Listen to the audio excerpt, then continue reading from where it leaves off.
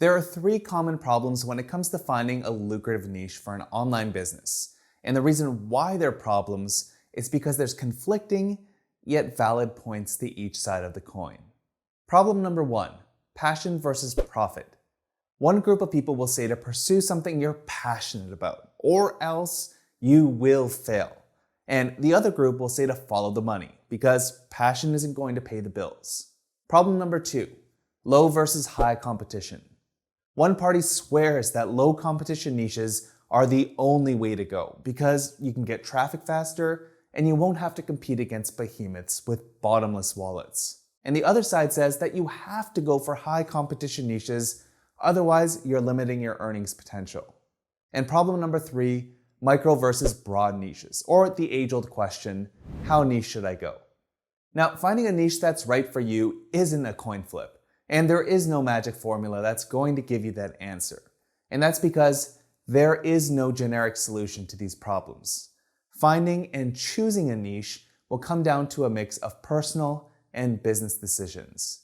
So in this tutorial, I'm going to show you how to find a niche for your online business, vet and research that niche, and actually choose one that's going to meet your personal style and business goals. Stay tuned.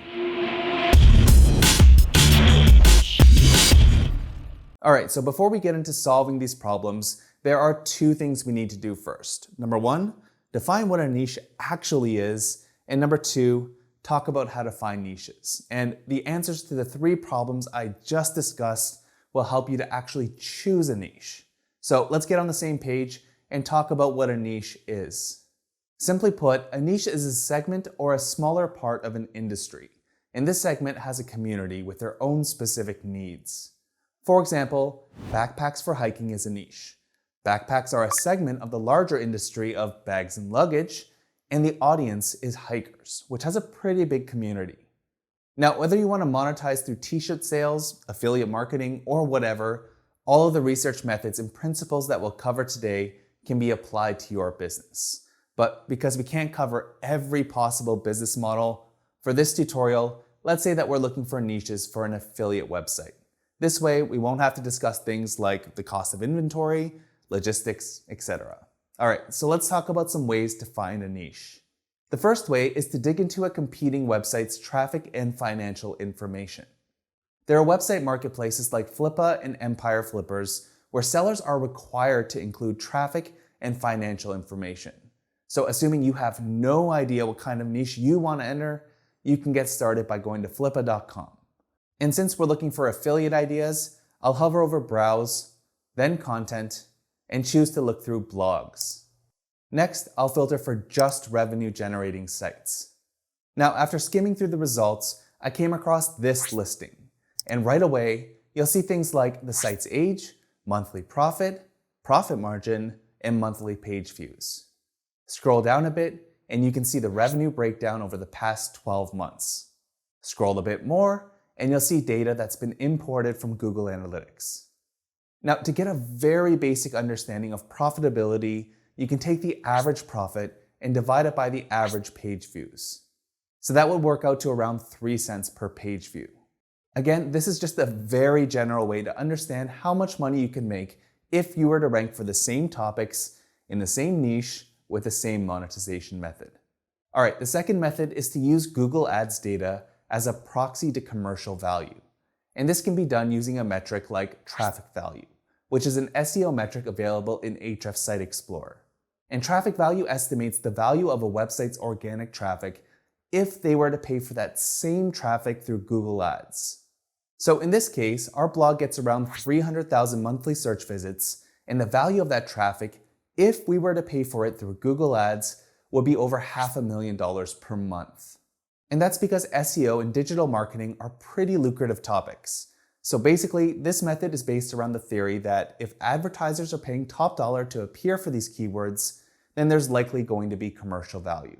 Alright, so to find niches with high traffic value, you can use a tool like Content Explorer, which is a searchable database with billions of pages of content.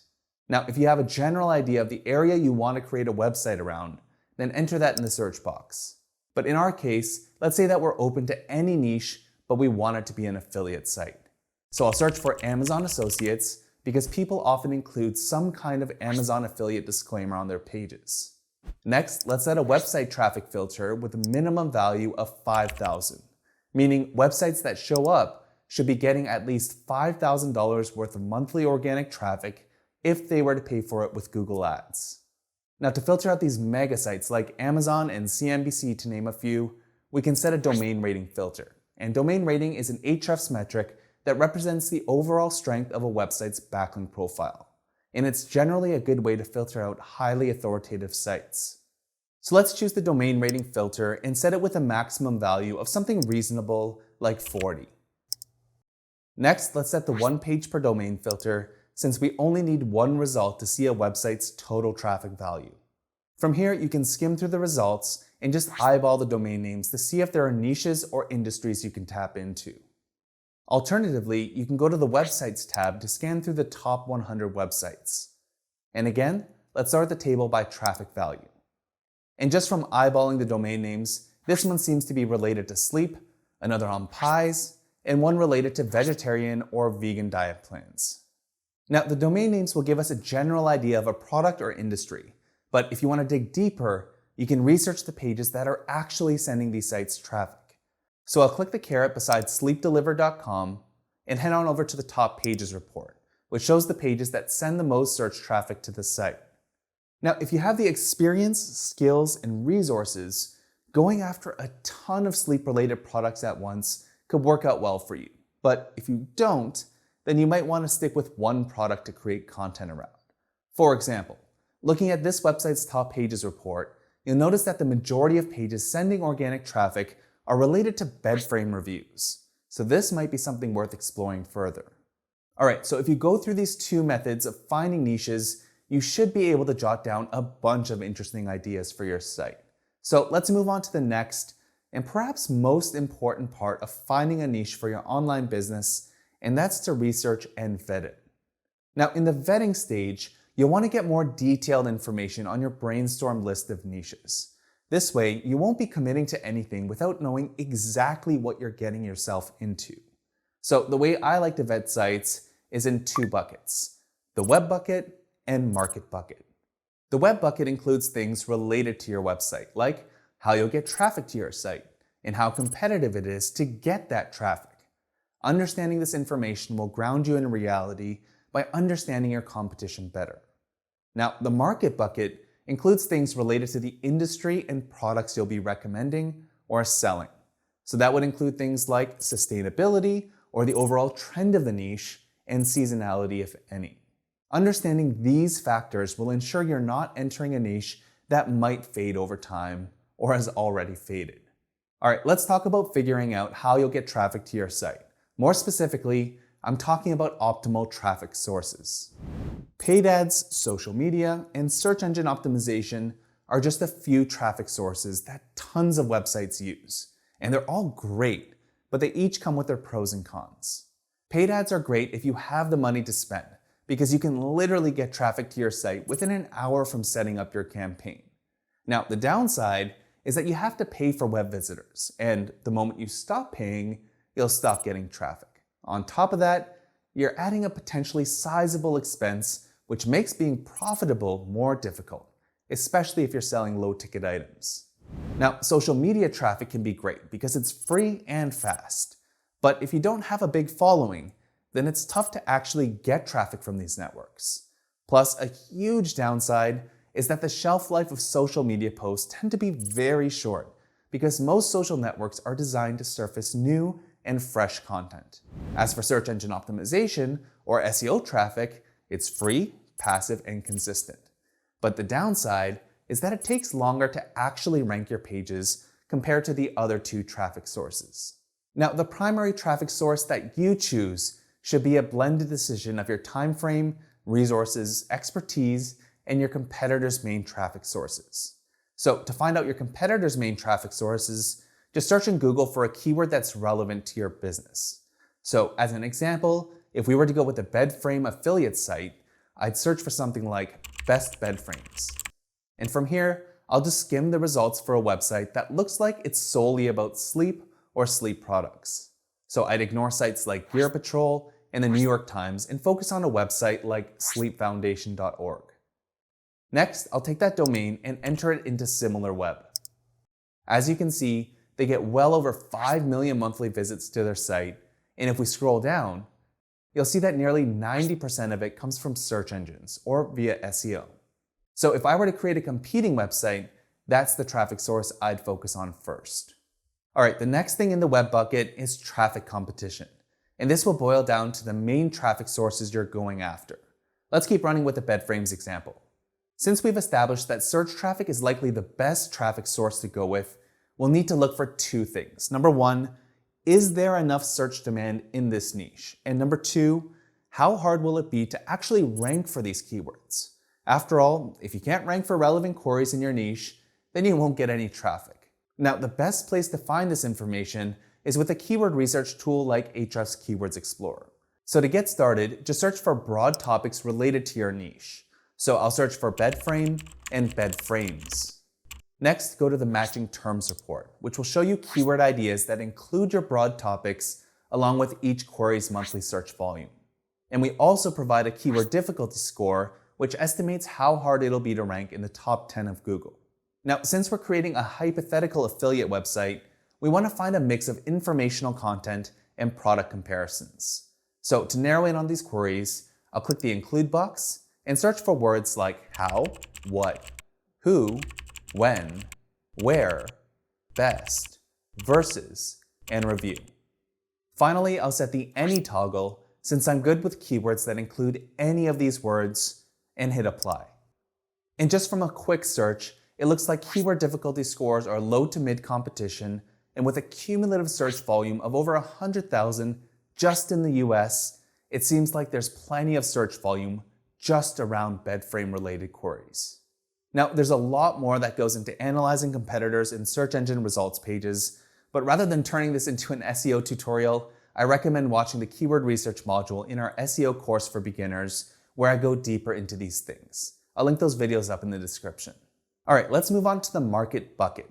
And again, this is where we're researching things related to the actual market, industry, or product, like the long-term trend of the niche and any seasonal factors. To do this, just go to Google Trends and type your niche or product in the search bar.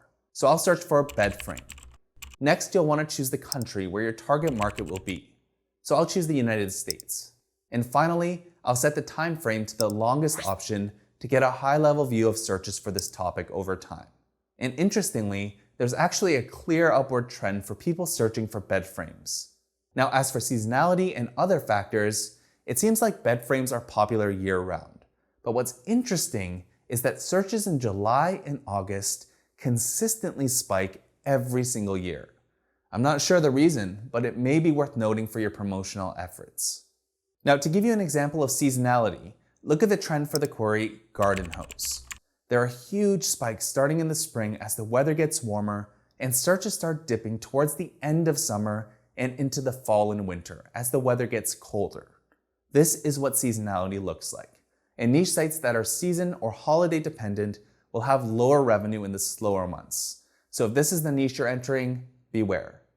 Now, with these methods, you should be able to find plenty of niches with profit potential. But everything we've discussed to this point is purely about finding. And finding niches usually isn't a big problem. It's choosing the niche that often prevents someone from starting their online business or persevering through the rough patches. And this brings us back to the three problems in choosing a niche: profit versus passion, low versus high competition, and micro versus broad niches. Let's tackle these problems head on because your answers will actually help you choose and stick to a niche, increasing your probability of success. So let's talk about the battle between profit versus passion. Plain and simple, you don't have to love your niche in order to make a profit. But from my experience, it's a lot easier to make money doing something you enjoy rather than doing it for just the money. Because what I've personally found is that while I can start a site and get traffic to it, money alone isn't enough motivation for me to want to grow that business. On the other hand, I know a few very successful people who create niche sites on topics they don't care about, and they're not driven by money.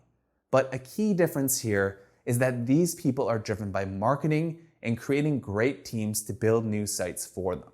In other words, they may not be passionate about the niche, but they are passionate about the process. So the answer to profit versus passion is going to come down to what you're driven by and/or your level of tolerance. All right, the next dilemma is about choosing a low versus high competition niche.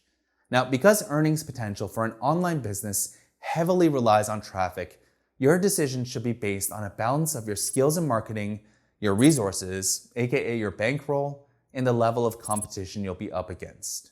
But I also want to make a note that niches aren't necessarily exclusively low or high competition. There's often a mix of topics with varying levels of competition. So if you're starting a new site, a viable strategy is to start with lower competition topics, even if they may not be super commercial, until you've built your brand and website authority. And from there, you can start going after more competitive topics. We have a video on assessing ranking difficulty, so I'll link that up in the description. And finally is the age-old question, how niche should I go? This question is strongly connected to the problem we just solved. It'll largely come down to your skills, resources, and the level of competition. But to help you come to a more solid answer, in general, I think it's worth starting as niche as possible with the intention to expand and go broader. Here's a simple exercise. Think of your niche in a hierarchy and where it fits.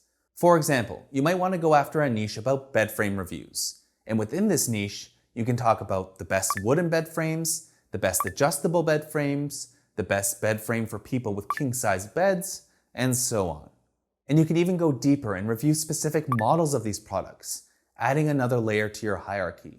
Now, a website with bed frame buyer's guides isn't exactly a tiny niche, but it's also not huge, meaning you're eventually going to come to a point where the hierarchy ends. So at minimum, I think it's good to be able to build at least 2 levels down. But what's even more important is that you have the potential to actually niche up.